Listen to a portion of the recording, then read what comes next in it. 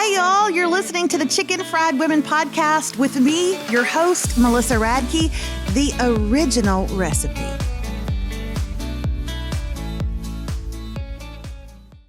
Well, hi, everyone, and welcome to this week's episode of the Chicken Fried Women podcast. I am your host, Melissa Radke, and I cannot be more excited about today's episode, which, by the way, just to forewarn you, is me, starring me, interviewing me, talking about me. It's going to be the best episode you've ever heard or seen because I'm all up in it. Why? Because today, this day, right now, on this Tuesday that we have released this podcast, I don't know when you're listening to it, but on this day, April the 22nd, the Chicken Fried Women book is released into the world. I birthed it into the world. Today, it hits the shelves. And I can't tell you the feeling of that. I'm so excited about it. I have put something into the world that, number one, I put a lot of work in. But number two, that the world is just going to enjoy. You know, I was actually just before I came and sat down to do this to do this podcast, I was sitting doing an interview with a news channel, and I did like an interview for Austin, Texas TV, and they're going to air it today at some point. And she said to me, one of the interview questions was, what do you hope that women walk away with after reading your book? And that is a pretty, no offense to her, but a pretty generic question that you can get asked a lot on different podcasts and interviews. They always tend to wrap up with that question. Melissa, what do you hope that women walk away with? And you know, after being struck with that question so many times, it's interesting because I am a reader. So I love to listen to authors talk about their books. And I've heard that same question asked to authors for many, many years. And it'll be about books that I've read myself. And I will always hear the author say something like this. I really just hope this book invites women to be present in their lives, to look for moments of inspiration in their daily life that can really make them more present in the lives of their blah, blah, blah, blah, blah, blah, blah. Or I've heard an author answer it like this. You know, I hope the thing that my readers walk away with is just a desire to dig deeper into the Word of God, to really get plugged into the things that He's teaching us and to grow in their blah, blah, blah, blah, blah, blah, blah. I've even heard this. What I hope women walk away with as they read this book is just that they can literally be the answer to their own, problems in life. They are the answer. Empower, empower, empower. Blah, blah, blah, blah, blah, blah, blah. And none of those are bad answers. But you know what I answered? When she asked me, hey, Melissa, what do you hope women walk away with? I hope they walk away having laughed their heads off. Having laughed their butts off. That's what I hope. I hope tears roll down their face and they just laugh. And I even said to the interviewer, I go, is that a bad answer? Is it not okay in this day and age that I don't want them to have to dig deeper in scripture? Although you probably need to do that. I'm not going to lie. I don't want you to have to build some table out in the wilderness that people come and you find community. Although that would be good. You probably need to do that. I just want you to have a really good time. I just want you to laugh. That's really the only takeaway. Have fun. Read this book that is now in the world and just have a really good time. Draw yourself a big old bath. Lay yourself in it. Tune everything out and just lay in there and laugh and think about your best friends. That's what I hope you get from this book. So today, in the next few minutes that we have together, I'm going to read to you from the book. Now you may go, wait, I just ordered the audiobook. I don't care, Bertha. Then you're going to get to hear it twice. I'm just going to read to you a little snippet from one of my favorite chapters. And in doing so, I'm not only going to be reading it to you, I'm going to add some extra stuff in there. Some things that didn't make it into the book that are very true about my family. Okay. And so this is I'm going to read to you from the book. We're celebrating the book. I'm reminding you of why the audiobook would be so good because I've got such a soothing voice. But I'm also going to add my little 2 cents here and there. So you ready? This is from, I don't even know what chapter this is. I don't have chapter numbers. That way you can just read whatever you want whenever you want. But it is from the chapter called This Must Have Been Exactly How Marcia Clark Felt. Okay? This is a chapter about hair. Okay. And that is a sentence. That is a line taken from something my mother laughing, taken from something my mother said to me. Y'all, my mother got extensions one time and they were horrible. They were terrible. And honestly, this was before extensions knew how to be extensions. Like, this was before extensions got popular. This was before extensions, like, we knew that we could color them and we could, like, the extensions were brand new. And my mom, she ran. She didn't walk. She ran to the beauty shop and got herself some extensions. And they were awful. They were terrible. And I said, I was like, Mom, you need to take a long, hard look in the mirror and really assess where you are personally in life, because this was a terrible decision. And then she said to me, Melissa, this must have been exactly how Marcia Clark felt. And she was referring to the time, remember, y'all, the O.J. Simpson trial. And Marcia Clark walked in one day with a perm. And her hair was... No, it wasn't that. She had this super curly hair, didn't she? And then she came in and it had all been straightened or something.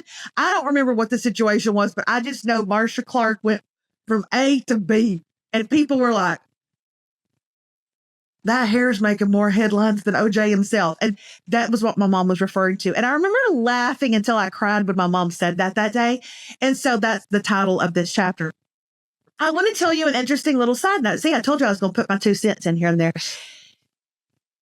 Get this. Y'all want to hear a funny something? When I wrote this chapter, so you write a chapter, you turn it in for your editor. My editor edited it. So it had gone through my eyes. It had gone through, I think, my Aunt Melba's eyes. I think she had read it and done some edits. Then it had gone to my editor for real edits. Then it had gone to a copywriter for even more professional edits. And then after that, it goes to one more copy editor for everything grammatical and everything semicolon and everything. So how many levels of edits had this gone through, y'all? And no one had noticed that I had written it. This must have been exactly how Marcia Cross felt. And nobody noticed. Nobody noticed. It wasn't until the final copy editor that she goes, Marcia Cross? Who's Marcia Cross? And she looked it up. And Marcia Cross is that redheaded woman that was on Melrose Place. And then later on Desperate Housewives. That's who Marcia Cross was. Marcia Clark's the attorney. I wrote Marcia Cross. I was going to have written an entire chapter on how that girl on Melrose Place felt about something. It wasn't until the very end that the copy editor goes, I think you mean Marcia Clark. So thank gosh for her. Hey, did you know that the Chicken Fried Women podcast is being brought to you by my new book, Chicken Fried Women? I have a question for you. Have you ordered it yet? Go to Amazon.com or wherever you buy books and order one for you and your bestie and your mom and your college roommate. You get what I'm saying. That's all I'm going to say. Okay. I had an aunt named Margie. I say had because she lives in heaven now. We think. Now Jesus has to listen to her list off of all the things that ache. Y'all, I loved Aunt Margie, but you've never heard a list so long. Aunt Margie, how are you doing? I'm not doing it. If I was any better, I'd be dead, Melissa. That's exactly like she started every conversation with that. If I was any better, I'd be dead. My bones ache. My knees ache. I got one boob that is incredibly larger than the other. And it's noticeable to people now. It wasn't noticeable when I was young, but I mean, everything ached on her. We loved Aunt Margie. She was small and cute and a lot of fun to be around when it wasn't about to rain because her knees hurt. No one ever called her if the weatherman said we were getting rain. We knew we'd never hear the end of how bad her knees were hurting and her back was aching and how she should have had her wisdom teeth taken out, but it was during the Great Depression and dental care wasn't an option. Aunt Margie wore the same hairstyle for 47 years. I'm not kidding. That's not just a number I made up. She married when she was 18, and the hairstyle in those pictures was this hairstyle she still had on her head in 1998. When at the age of 65, she walked into a beauty shop and said, "Give me the Rachel Green." I would love to have been a fly on the wall when she told her hairdresser that she wanted something different, something that attracted men other than her husband and didn't flare up when the temperature dropped. All I know is when Aunt Margie walked out of that beauty shop, heads turned. Not because she was a statuesque woman who warranted the attention, but because for the first time in 47 years, birds didn't try to land on her head. She called the women in the family over for a lunch of chicken salad, white bread, and peach cobbler. I walked in the house with them as one by one, their mouths dropped open. "Margie, you look good." "Oh, Margie, this takes 10 years off of you, girl." Over and over, the comments and compliments poured in until poor Aunt Margie just couldn't take it anymore. "Stop! I can't hear another thing about my hair. If this new hairdo has taught me one thing, it's that I must have looked like a monkey for the past 40 years. I was there when she said that. I thought I was going to have to pick myself up off of the floor. God can tell you I'm not lying. No one said a word about her hair after that. Within a month, she had grown it out, teased it up, and called it a day. When she died, as we made our way past her open casket, I heard my granny whisper to my mama, "You know what's so sad? This is the best her hair has ever looked." In the South, hair ranks right up next to God and family. In fact, I would wager to say that on a list of things that are important to a Southern woman, they are as follows. Number 1, God. Number 2, family. Number 3, hair. Number 4, hairspray. Number 5, a beautician who can keep a secret. Number 6, Spanx. And number 7, America. Maybe I'm wrong, but I'm not.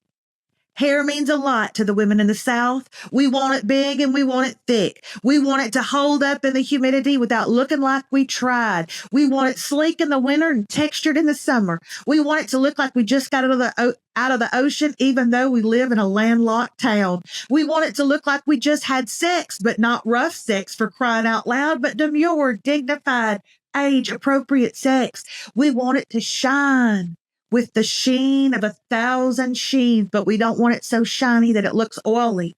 And we want it to be colored. And often, we do not, under any circumstances, want our roots to show, unless, of course, roots showing are all the rage. And then we definitely want our roots to show. And as important as all of that is to a woman in the South, it is even more important how other women wear their hair. There is no other topic that Southern women want to talk about more than another woman's hair. And I will fight anyone who says differently. And before women in the South get mad at me and say things like, "How dare you talk about politics and women's rights and the educational system," I'm not saying you don't. I'm simply saying that those types of conversations come to a screeching halt when a woman over 50 walks by with braids. Now listen, I want us to talk about this for a second. I was on a podcast being interviewed the other day, and they took that quote out of my book and brought it up. Okay? They brought that up. They said, "Melissa, in your book, we heard you say that Southern women are going to make fun of another Southern woman over 50 for wearing braids. Do you stand by what you wrote?" I was put on the spot. I said, "Well, goodness, you're putting me on the spot, but I don't write anything that's untrue. I stand by what I wrote. Why? Do you not agree? And the podcaster said, well, I like to say that women should be able to wear their hair however they want to wear their hair. And I said, well, we live in America and I believe that to be true. And she said, so then you disagree. I said, no. I believe a woman should be able to wear her hair any way she wants to wear her hair. But that don't mean we ain't going to talk about it. Now, I don't care what y'all say.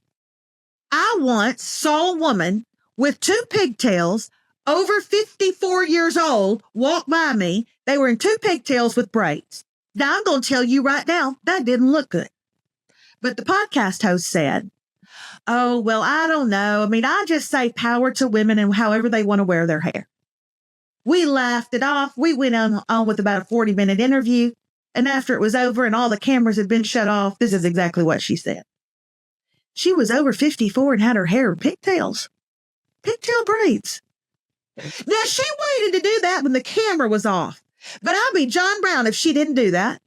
But she didn't want to say it when the cameras were on. But I'm going to tell you something right now. We're talking about you. Quit wearing your hair like a small girl. You're not a small girl anymore. You know, my mother is of the firm belief that once a woman gets over a certain age, she shouldn't wear her hair long. And I've asked other women my mom's age in their 70s, do you agree with that? And they all say, yes, they do. They agree with my mother. I don't know if that's a generational thing. What do y'all think? I'm of a different generation than my mom. I am someone who believes that you can wear your hair long as long and for as long as you want. That said, why don't we ever see a woman in her 70s with long hair? Except for, of course, certain religions, in which case y'all are strictly, it's absolutely approved. It's absolutely approved. Do what you believe. But why is it? Why is it you don't ever see a woman, aside from religious practices, in long hair? You just don't. So, like, what is that unspoken belief? What is that? Is it just that my mother is the only one willing to fess up and say it out loud? I don't know. I think if you want to wear your hair long in your late 50s and early 60s, go for it. But I just don't think I've ever seen it. And isn't that funny? It's like, that's the thing about women. A lot of times we have these unspoken codes and these unspoken rules, but dare we say it out loud? Oh, dare we say it out loud? You know what I'm saying? But in the South, it is important. Like, it matters. Hair matters. I know I'm raising good points right now. Y'all are like, you know what? That's actually a really good point. Okay. For instance, one of my favorite people right now. I wish I had discovered her 30 years ago, but she just wasn't as popular 30 years ago as she is now. But that's Leanne Morgan. Leanne Morgan is 50. What is she? 54, 55? Google it, David. Wearing her hair down past her shoulders. I have never thought a second about it until just now. I was actually just in my mind trying to think, like, could I give them an example? I can't imagine Leanne Morgan. How old is she? 59. She's almost 60 years old and she has long hair. It don't bother me a hoot. The minute she turns 62, my mother's going to say something. The minute my mother has watched every Leanne Morgan show. We've gone live and seen. My mother has never once said she needs to cut that hair. The minute she's in her 60s, my mother will say something. But then you have to think, how long is Leanne Morgan going to go with long hair? Because there is like some unspoken rule that after a certain age, we're just supposed to cut it. I don't know. Where do y'all stand on this? Let me know. Okay, anyway. I once sat at a table full of women in a tea room who were celebrating a pregnant friend, and they were all offering up their best advice and favorite hacks and sweetest memories. And every single woman at the table was crying, and the mom-to-be was wiping tears from her eyes. This is a true story. When everyone stopped what they were doing, because the woman who sat at the table next to them had just had a permanent.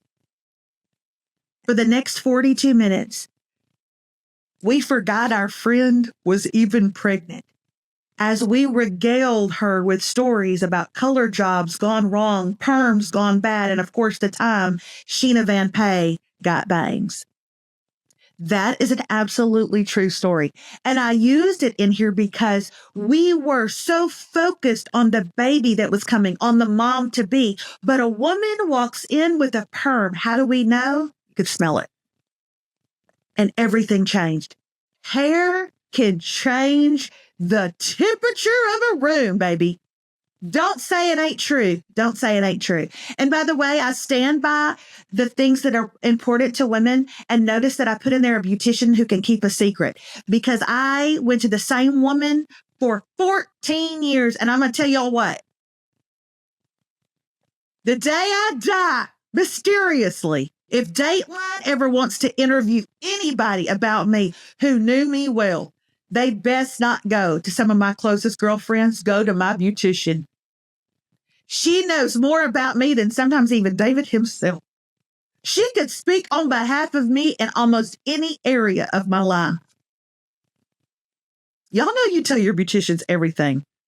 I'm not sure how hair became such a topic in the South. I would love to give you the history of it, but I'm not that kind of writer. Besides, is there a history of it? Probably not. It probably stems from women in the South being raised by women in the South, meaning long before my mom told me to fix your hair, Melissa. It looks like a rat sucked it. Her mom was telling her the same thing. And long before my mom gave me a perm, her mom gave her a perm, and so on and so forth for 1,000 generations. In fact, when I hear people talk about generational curses, I assume giving perms is what they are talking about. There's far more stories in that chapter, like the time my cousin Jill gave my Aunt Linda a perm, but she left right in the middle of it because she thought her best friend called and said that Willie Nelson was down at the Piggly Wiggly. But y'all are going to have to get the book to hear more about that. There are so many more chapters with stories just like that in my book, Chicken Fried Women. I hope you have pre-ordered yours, or I hope you're waiting by the mailbox when it arrives because it was released today. I have more to share with you, and I will on the rest of this week's podcast, on Thursday's podcast, but I hope you enjoyed today's and a little behind the scenes of what was going on as I wrote it. Go right now and find Chicken Fried Women, Friendship, Kinship, and the women who made us this way. And I hope you just laugh and enjoy every single minute of it. I love you. Till next time. Thanks so much for being here today, where we get to talk about our friendships and our kinships and the stories that made us this way. Till next time.